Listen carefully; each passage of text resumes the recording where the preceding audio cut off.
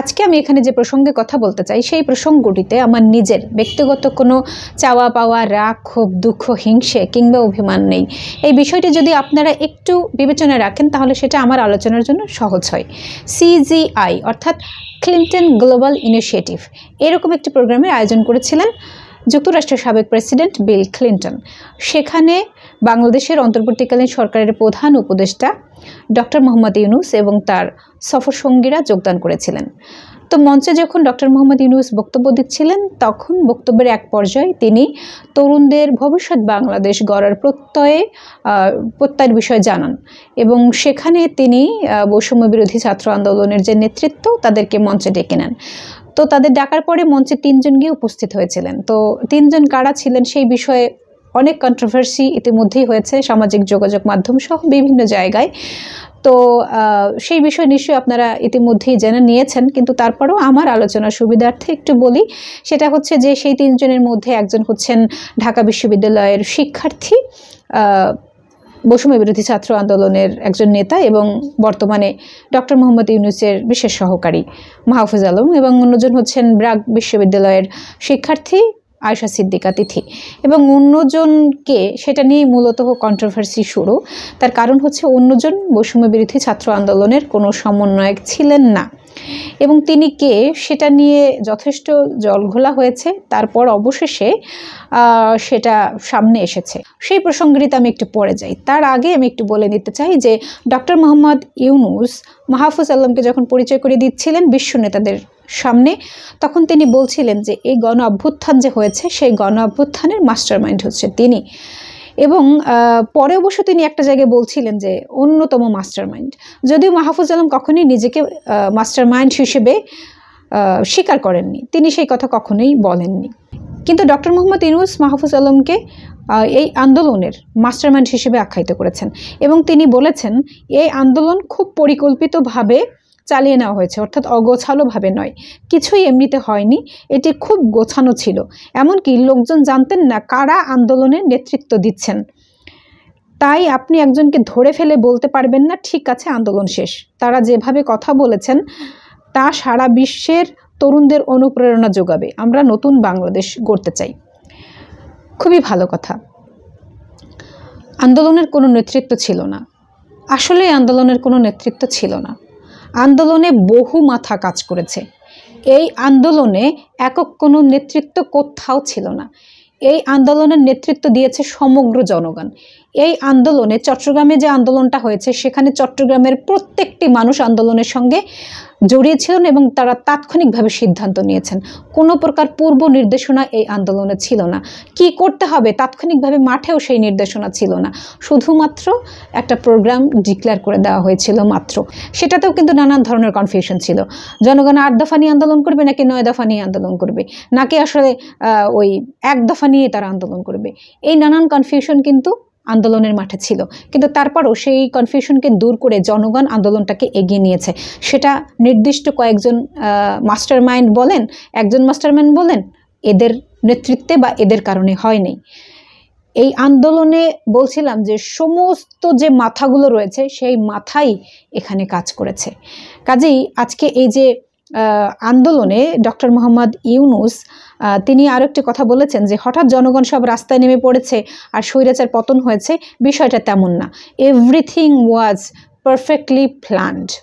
তার মানে ডক্টর মোহাম্মদ ইউনূস ছাত্রদের প্রতি এত বেশি মাত্রায় কৃতজ্ঞ হয়েছেন, এত বেশি মাত্রায় সম্মোহিত হয়েছেন যে এই আন্দোলনের সমস্ত ক্রেডিট তিনি কেবলমাত্র ছাত্রদেরকে দিয়েছেন।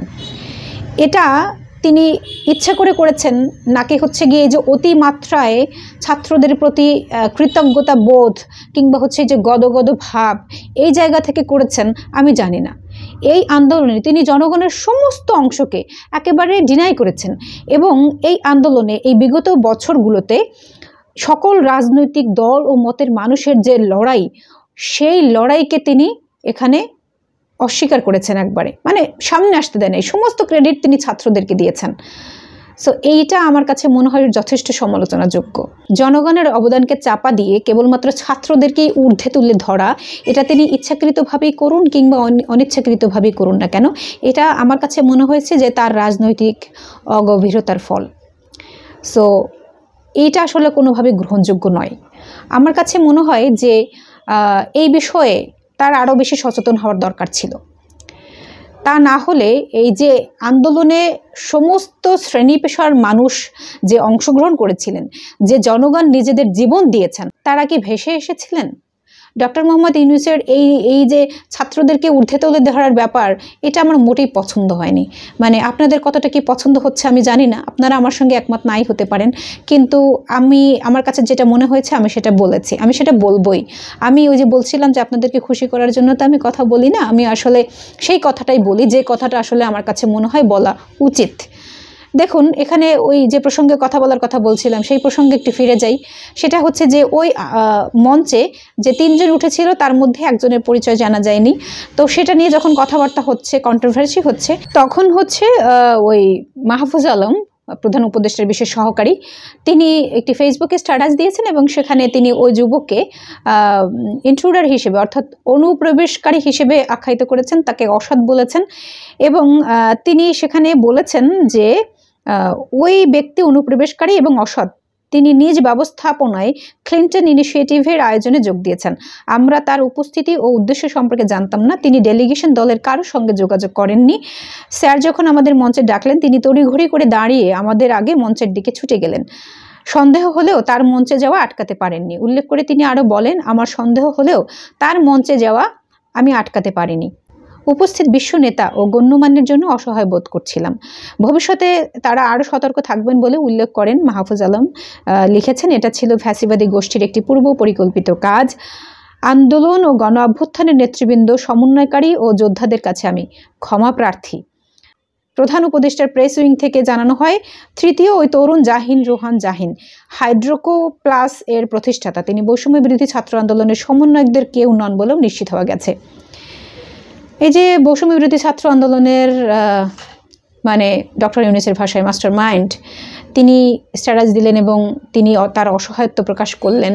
তাই এত বড় একটি আন্দোলনের মাস্টার মাইন্ড যিনি, তার তো এই বিষয়গুলো জানা খুবই স্বাভাবিক ছিল। এখন কেন তিনি এসে ক্ষমা চাচ্ছেন? কেন তিনি সেটা বুঝতে পেরেও ওই মুহূর্তে আটকাতে পারেননি? ফ্যাসিবাদী দোসরদের কাজ বলে তিনি আখ্যায়িত করেছেন। তাহলে ফ্যাসিস্টের যে সমস্ত জায়গায় আছে সেটা কি তিনি জানতেন না? সেটা তো তার জানা উচিত ছিল যদি তিনি মাস্টার মাইন্ড হয়ে থাকেন। ডক্টর মোহাম্মদ ইউনূস তাকে মাস্টার মাইন্ড বলেছেন। আমি বলছিলাম যে তিনি যদিও নিজেকে মাস্টার মাইন্ড হিসেবে কখনোই আখ্যায়িত করেননি, কিন্তু তারপরেও যখন মাস্টার মাইন্ড বলেছেন ডক্টর মোহাম্মদ ইউনূস, তখন সেভাবেই দেখেন নিশ্চয়ই, তিনি নিশ্চয়ই সেইভাবেই জানেন, সব কিছু সেইভাবেই জেনেছেন। তা না হলে বলার তো কথা নয়। তো এই রকম মাস্টার মাইন্ডরা থাকা সত্ত্বেও ফ্যাসিবাদের দোসররা একটি আন্তর্জাতিক মঞ্চে গিয়ে দাঁড়াতে পারে এবং তারা হচ্ছে মানে ছবিতে পোজ দিতে পারে, ইত্যাদি ঘটনা ঘটাতে পারে যখন, তার মানে তারা আরও বহু কিছু করতে পারে। তার মানে আমাদের দেশ এই মাস্টার মাইন্ডদের হাতে নিশ্চয়ই খুব একটা নিরাপদ নয়, এটা তো আমরা বলতেই পারি। নাকি আসলে এখন এই সমন্বয়করা কিংবা এই যে রাষ্ট্রে গিয়ে যারা বসেছেন, এই যে মাহফুজ আলমরা, তারা এটা জেনে বুঝেই করেছেন। এখন কোনো না কোনোভাবে হচ্ছে গিয়ে কন্ট্রোভার্সিকে এড়াতে তারা না বোঝার ভান করছেন। হতেই পারে, আমি জানি না কি, কিন্তু হতে পারে না শুধুমাত্র আওয়ামী ঘরানার যারা বা আওয়ামী লীগের দোসর যারা, তারাই যে প্রোপাগ্যান্ডা ছড়াবে বিষয়টা তো এমন না। তাদের কিছু কথাও তো যৌক্তিক হতে পারে, কারণ সবসময় যে শত্রুরা কেবলমাত্র শত্রুতামি করতে মিথ্যা বলে তা নয়, কিছু কিছু ব্যাপার তো সত্য হতে পারে। কাজেই অন্ধভাবে কাউকে বিশ্বাস করা কিংবা অন্ধভাবে কাউকে ফলো করার মধ্যে তো নাই আমরা এখানে দেখতে চাই যে আসলে ঘটনাগুলো কি ঘটছে, কেন ঘটছে, ভবিষ্যতে কি ঘটতে পারে। এখানে যে ব্যাপারটি আমরা আসলে দেখলাম, সেই ব্যাপারটি দেখার পরে তো আমি আসলে শঙ্কিত। কারণ এইখানে এই পরাজিত শক্তি যারা আছে, তারা যেভাবে নিজেদের তৎপরতা এখানে চালাচ্ছে, যেভাবে তারা ওই ইন্টারন্যাশনাল মঞ্চে নিজেদেরকে প্রতিষ্ঠিত করার চেষ্টা করেছে, তারপরে আমার কাছে মনে হয় না যে এই বাংলাদেশ আসলে কোনোভাবে সুরক্ষিত আছে।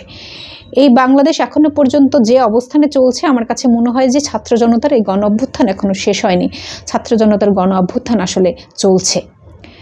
বাংলাদেশে আইনশৃঙ্খলা পরিস্থিতি খুব একটা কিন্তু স্টেবল জায়গায় নেই, আমি আগেও বলেছি। এখন এটা আপনারা স্বীকার করতেও পারেন, নাও স্বীকার করতে পারেন। অন্তর্বর্তীকালীন সরকার কি করেছে না করেছে সেই বিষয় তো যথেষ্ট জানেন আপনারা এবং দেখেওছেন। কিন্তু এই করা আসলে যথেষ্ট নয়। হ্যাঁ, তার বয়স খুবই কম, ফলে তার কাছ থেকে এত কিছু আশা করা যায় না, ইত্যাদি ইত্যাদি নানান কিছু এখানে আমরা বলতে পারি। কিন্তু বিষয়টা হচ্ছে রাষ্ট্র পরিচালনার জন্য যথেষ্ট ক্যাপেবল তো হতে হবে। শুধুমাত্র ওই এনজিও দ্বারা যদি রাষ্ট্র পরিচালনা করা যেত তাহলে তো রাজনৈতিক মানুষের দরকার হতো না। ব্যাপারটা পুরোটাই রাজনৈতিক। রাষ্ট্র ক্ষমতাকে পরিচালনা করার জন্য রাজনৈতিকভাবে সেটার মোকাবেলা করতে হয়। রাজনীতিকে মাথায় রাখলে তারপরে সমস্ত সিদ্ধান্ত নিতে কিন্তু সুবিধা হয়। যদিও আমরা এই রাষ্ট্র ক্ষমতায় যারা বসেছেন তাদের কাছ থেকে এটা খুব একটা পাচ্ছি না। আপনারা আমার সঙ্গে দ্বিমত পোষণ করতে পারেন, কিন্তু আমার কাছে মনে হচ্ছে যে আসলে পাচ্ছি না। এনিওয়ে, যে শঙ্কার কথা বলছিলাম সেটা হচ্ছে যে এই আওয়ামী লীগের যারা পরাজিত শক্তি তারা তো আসলে খুব দুর্বল ছিল তা নয়, তারা যথেষ্ট স্ট্রং ছিল। এবং তারা এখন রাষ্ট্র ক্ষমতা হারিয়েছে ঠিকই, তারপরেও তারা যে খুব একটা বেশি একেবারেই মানে মাটির সঙ্গে মিশে গিয়েছে তা নয়, তারা বারবার ফিরে আসার চেষ্টা করবে। এখন সেই ফিরে আসার চেষ্টাটা যদি বাধাগ্রস্ত করতে হয় তাহলে এখানে শুধুমাত্র এই ছাত্ররাও যেরকম সেটা ট্যাকল দিতে পারবে না, এবং যারা আন্দোলনরত জনগণ ছিলেন তারাও এখন আসলে ওই ফর্মে নাই। তার মানে মূল কাজটা করতে হবে এখানে রাষ্ট্রকে, আর রাষ্ট্রটাকেই আসলে এখন ঠিকঠাক করতে হবে। সেই রাষ্ট্রকে ঠিকঠাক করতে যা যা করার দরকার হয় সেটা এই অন্তর্বর্তীকালীন সরকারকেই করতে হবে। এখন সেটা যদি নানান অজুহাতে না করা হয় তাহলে বাংলাদেশের সামনে ভবিষ্যৎ খুব অন্ধকার। এবং বাংলাদেশে এই যে ছাত্র জনতা যারা এই অভ্যুত্থানটি সংগঠিত করেছে তাদের ভবিষ্যৎও কিন্তু খুব অন্ধকার। কাজেই সেই বিষয়টিকে মাথায় রেখে কাউকে এইভাবে এককভাবে গ্লোরিফাই না করে, কাউকে এরকম একেবারে মানে একতরফা ক্রেডিট না দিয়ে, ছাত্র জনতার এই সম্মিলিত গণ অভ্যুত্থান যেটা, সেটার মাস্টারমাইন্ড হিসেবে কোনো একক ব্যক্তিকে উপস্থাপন না করে সমস্ত জনগণের, সমস্ত ছাত্রদের যে আত্মত্যাগ, যে অংশগ্রহণ, সেটাকে স্বীকার করে নিয়ে সমস্ত মাথাকেই আন্দোলনের মাস্টারমাইন্ড হিসেবে ওন করে যদি সামনে এগোনো যায় তাহলে এই অভ্যুত্থানের সার্থকতা থাকবে। আদারওয়াইজ এই হিরোইজম যে কোনো কিছুকে ক্রিয়েট করতে পারে না, বরং ধ্বংসের দিকে নিয়ে যায়, সেটার পুনরাবৃত্তি আবারও বাংলাদেশে হবে।